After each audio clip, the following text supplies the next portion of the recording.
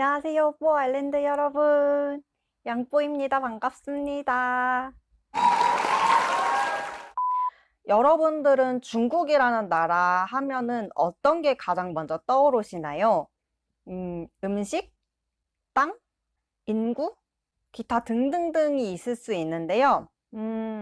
일단 저는 중국 하면은 인구가 먼저 생각이 나요. 왜냐하면은 이게 여행업이나 항공업에서 정말 놓칠 수 없는 손님들이 바로 요 중국 손님분들이거든요. 왜냐하면 땅도 넓지만 그만큼 인구수가 엄청나기 때문에 또 이 중국 분들이 한번 움직이실 때 손도 크시고 많이 움직이시다 보니까 정말 한번 왔다 가실 때마다 그 수익이 엄청나거든요. 이 영상을 보고 계시는 분들도 한 번쯤은 중국어를 배워볼까 고민을 해보셨다거나 아니면 이미 중국어를 배우는 중이시거나 아니면 이미 중국어를 마스터 하셔가지고 다른 외국어를 생각해 보셨을 수도 있어요. 저도 마찬가지로 대학생 때 중국어를 전공해가지고 지금 중국 외항사에 다니고 있는 케이스인데요. 그래서 제가 오늘은 준비해 본 게 바로 어떻게 하면 중국 항공사에 입사할 수 있을까?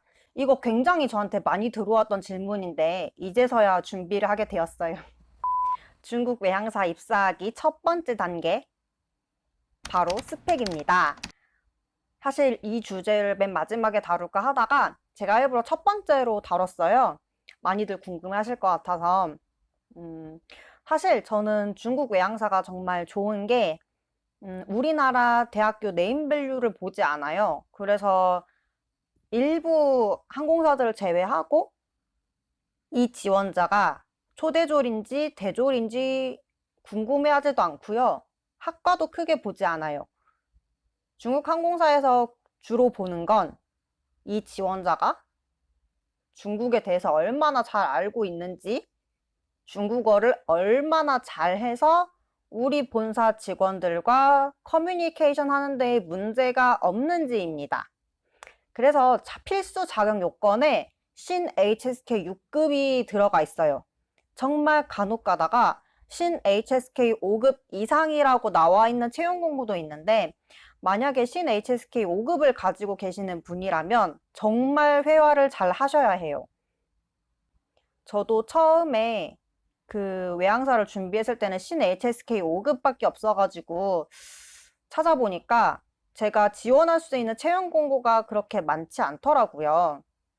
그래서 신 HSK 6급은 꼭 가지고 있으시길 바라겠습니다. 토익 점수는 필수가 아니라는 거. 왜냐하면 같이 중국 직원분들하고 근무해 보신 분들은 아시겠지만 사실 영어를 잘 하시는 분들이 그렇게 많지는 않아요. 저도 토익 점수가 그렇게 높은 편도 아니고요. 저는 토익 700점대 후반이거든요. 그런데도 입사를 했고 심지어 면접 때 저한테 영어 관련 질문은 하신 적이 없어요. 그냥 토익 점수 보시고 아, 토익 있구나 라고 물어보셨어요, 오히려. 그리고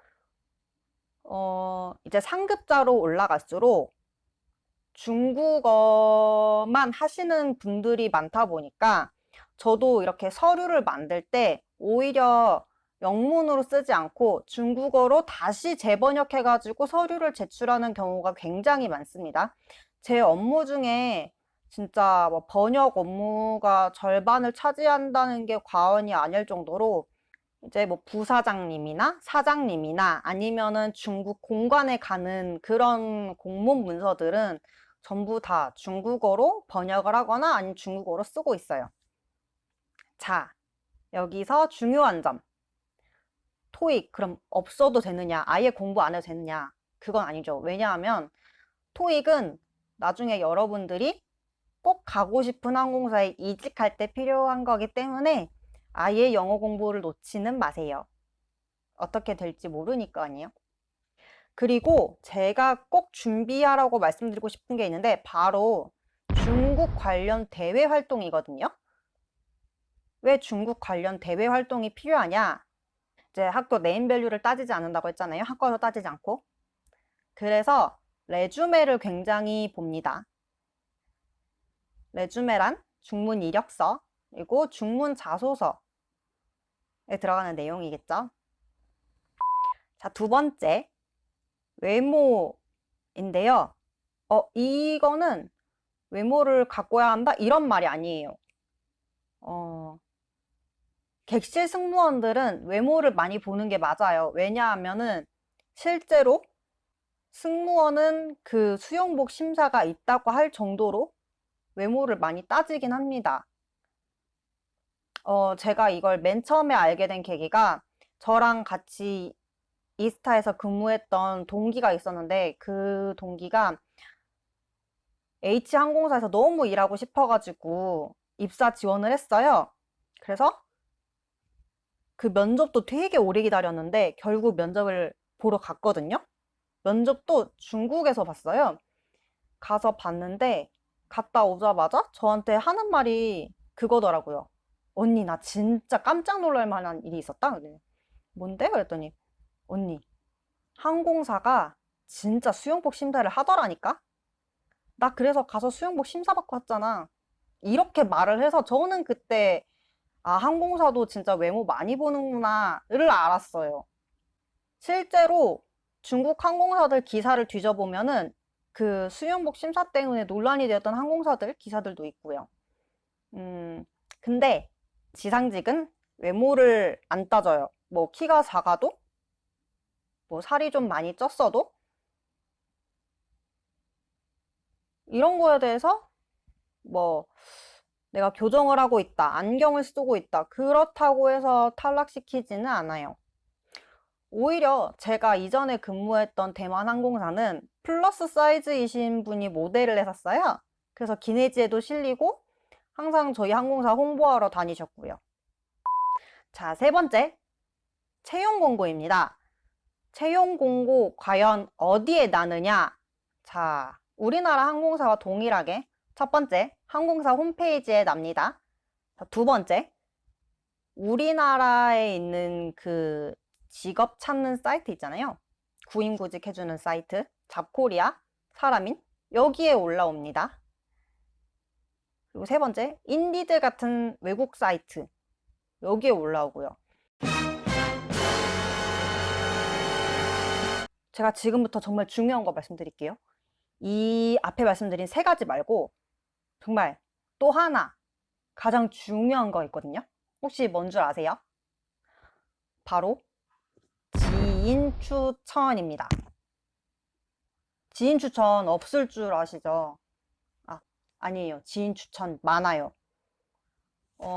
이게 그 다른 항공사에 근무하시는 좀 높으신 분들이나 아니면 공항공사 직원분들이 이렇게 항공사 채용 공고를 이렇게 들으시게 되잖아요. 그럼 공항은 아무래도 소식이 워낙 빠르다 보니까 뭐 채용 공고 올리기 전에 혹은 뭐 올렸다 1초 만에 바로 연락 와요.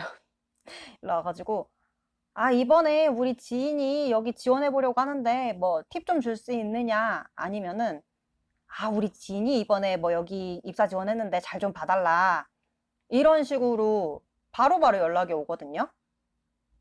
그래서 이런 방법도 있어요. 근데 그 이제 채용을 하는 회사 입장에서는 아무래도 또 잘 아시는 분이기도 하고 계속 같이 근무할 분이시기도 하고 동료잖아요. 어떻게 보면 직장 동료니까 솔직히 이런 부탁을 받으면은 그냥 거절은 못 해요. 그러니까 만약에 자기가 채용 권한이 없다 그러면은 이제 팁을 주시는 편이고요. 좀 채용 권한이 있다 하면은 알겠습니다. 그러면 제가 그 지인분 서류 한번 잘 봐보겠습니다. 이런 식으로 얘기가 오가곤 해요. 그래서 여러분들도 혹시나 지인분들이 있으시다면 충분히 이런 추천 받으실 수 있어요. 정말 감사하게도